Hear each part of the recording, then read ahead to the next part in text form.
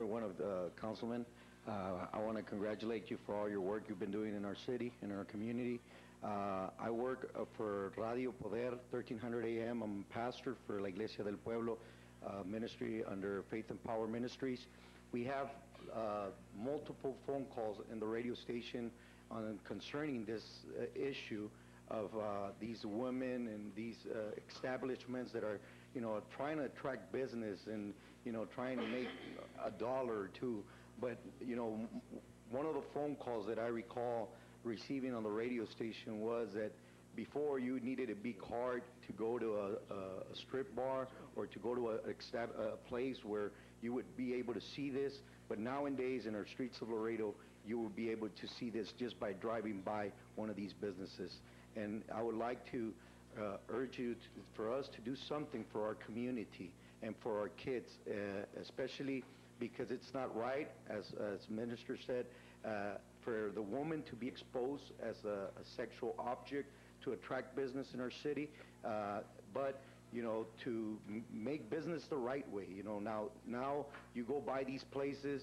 This is not only going inside the establishment where you drive through, but outside the establishment, in front of our churches, in front of our streets, where people that come from out of town are seeing this. I got a phone call from this gentleman telling me on the radio station that he was coming over from hunting and that he was with one of his compadres, and they drove by through one of these businesses, and he said, I'm thirsty, let's go get a Diet Coke.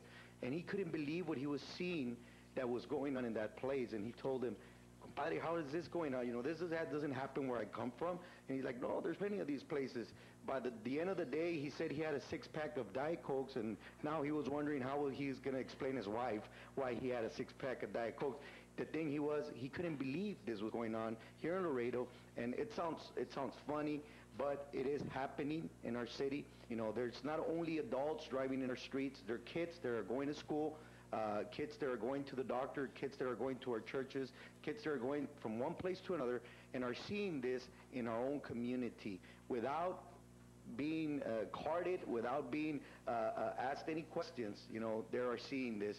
I've heard from a minister friend of mine that in the church he pastors, one of the kids didn't want to go inside the church, and his mother was calling him to come inside the church, and he said, no, wait, please, Mom, I just want to see the girl finish dancing, and then I'll go to the service. I think this is something it needs to worry us, because it could go from this to something worse.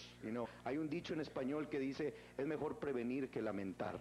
So I think, and I urge you as a pastor and as a citizen of this community, for us to do something for our city and for our community. I want to thank you and congratulate you for your work that you all are doing in our city, and I want to thank you for giving us the opportunity to speak out as people of this community. I want to thank you, and as Councilman Charlie San Miguel said, have a happy Holy Week, have a happy Easter, okay? Go to church and then break a lot of cascarones, okay? God bless you.